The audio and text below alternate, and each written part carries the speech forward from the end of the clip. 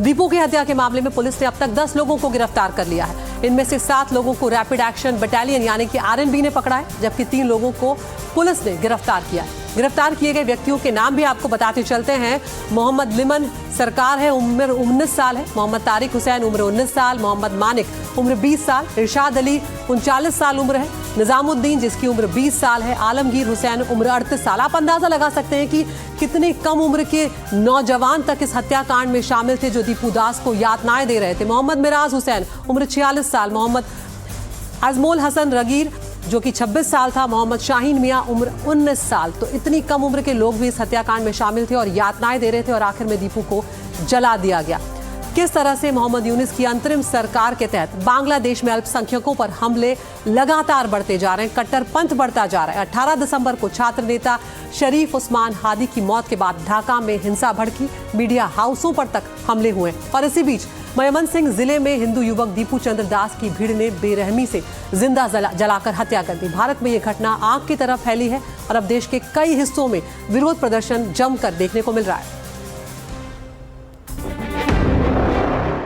बांग्लादेश में बर्बरता, हिंदुओं में गुस्सा, दिल्ली टू बंगाल हिंसा पर भारी उबाल, यूनुस सरकार की नाकामी का नया रिकॉर्ड, मीडिया पर हमला, अल्पसंख्यकों पर अत्याचार, यूनुस सरकार की लोकतंत्र की असली तस्वीर।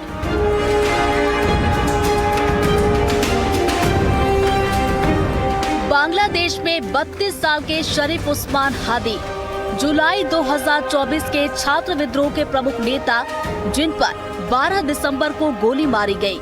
सिंगापुर में इलाज के दौरान 18 दिसंबर को उनकी मौत हो गई। मौत की खबर फैलते ही ढाका में हजारों प्रदर्शनकारी सड़कों पर उतरे।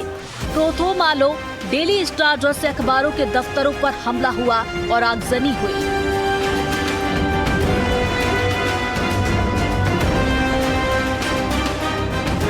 लेकिन सबसे दिल दहला देने वाली घटना मयमसी के भालुका में हुई, जहां हिंदू युवक दीपू चंद्र दास जो गारमेंट फैक्ट्री में काम करते थे, उन पर ईश निंदा का आरोप लगाया गया। उन्मादी भीड़ ने पहले तो उनकी बेरहमी से पिटाई की, फिर अधमरे दीपू को पेड़ से बांधकर जिंदा जला दिया गया। भीड़ का पागल इतने पर ही शांत नहीं हुआ और दीपू के शव के साथ बेरहमी की गई।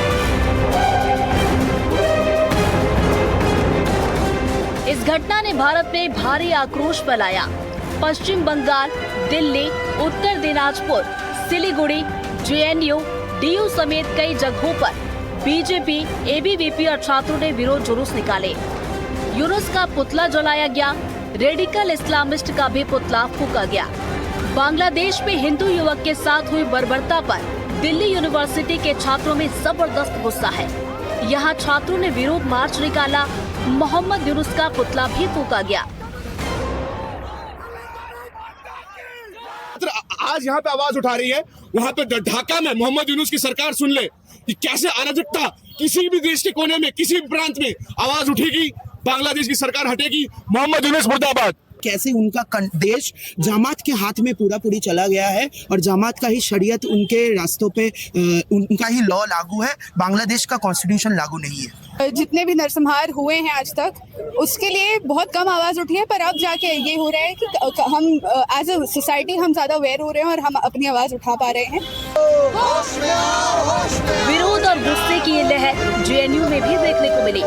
बांग्लादेश में हिंदू समुदाय के विरुद्ध बढ़ती हिंसा और अत्याचार की घटनाओं के विरोध में अखिल भारतीय विद्यार्थी परिषद ने जेएनयू में भी जोरदार प्रदर्शन किया। जेएनयू परिसर में आयोजित इस विरोध प्रदर्शन के दौरान एबीवीपी कार्यकर्ताओं ने उग्र इस्लामिक कट्टरता के प्रतीकात्मक पुतले का दहन किया और अपना गुस्सा जताया। प्रदर्शन में शामिल छात्रों ने यूनुस सरकार और रेडिकल जिहाद को बांग्लादेश में हिंसा के लिए जिम्मेदार ठहराया। हम लोग सरकार से ये निवेदन करते हैं कि सबसे पहले अपने भारत सरकार से, जिस तरह हमने बालाकोट सर्जिकल स्ट्राइक किया, उड़ी सर्जिकल स्ट्राइक किया, अभी रिसेंट में हमने ऑपरेशन सिंदूर करा, तो इस चीज़ को फिर से दोहरा कर बांग्लादेश में भी हमें अखंड भारत करने के लिए कदम उठाना चाहिए। जहाँ जहाँ ये इस्लामी सोच बांग्लादेश या पाकिस्तान में बैठी हुई है, वहाँ ये भारत को तोड़ने की प्रयास कर रहे हैं और शायद कहीं ना कहीं वो इस्लामिक कट्टरता सोच हमारे देश में भी पनपती दिख रही है हमें। टाइम आ गया है कि जो डिस्कोर्स है, जो एकेडमिक्स में जो हमें पढ़ाया जाता है, उसे चेंज करने का। बांग्लादेश की घटना को लेकर गुस्सा पश्चिम बंगाल में भी देखने को मिल रहा है। हिंदू युवक दीपू की हत्या के विरोध में उत्तर दिनाजपुर में बीजेपी ने विरोध जुलूस निकाला और मोहम्मद यूनुस का पुतला जलाया।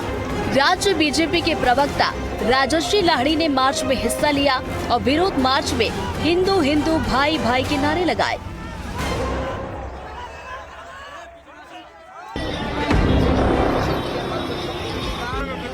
बांग्लादेश में यूनुस सरकार के खिलाफ विरोध की आग सिलीगुड़ी और उत्तर 24 परगना में भी देखने को मिली।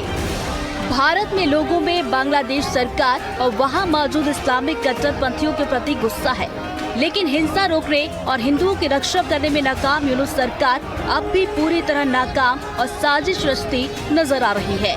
20 दिसंबर को हादी की नमाज जनाजा संसद भवन के साउथ प्लाजा में हुई, जिसमें लाखों लोग शामिल हुए।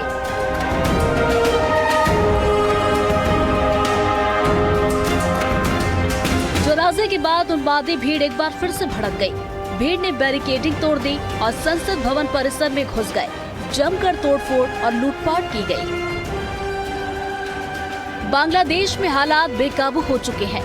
मोहम्मद यूनुस की अंतरिम सरकार पर सवाल उठ रहे हैं। कानून व्यवस्था बहाल करने में नाकाम, हिंसा रोकने में असफल। सेना तैनात है, लेकिन स्थिति काबू से बाहर है। अब तो प्रदर्शनकारियों ने सरकार को हादी के हत्यारों को पकड़ने के लिए 24 घंटे का अल्टीमेटम भी दे दिया है। फरवरी 2026 के चुनाव नजदीक हैं, लेकिन यह अराजकता बांग्लादेश में लोकतंत्र की नींव हिला रही है। एनडीटीवी के लिए ब्यूरो रिपोर्ट।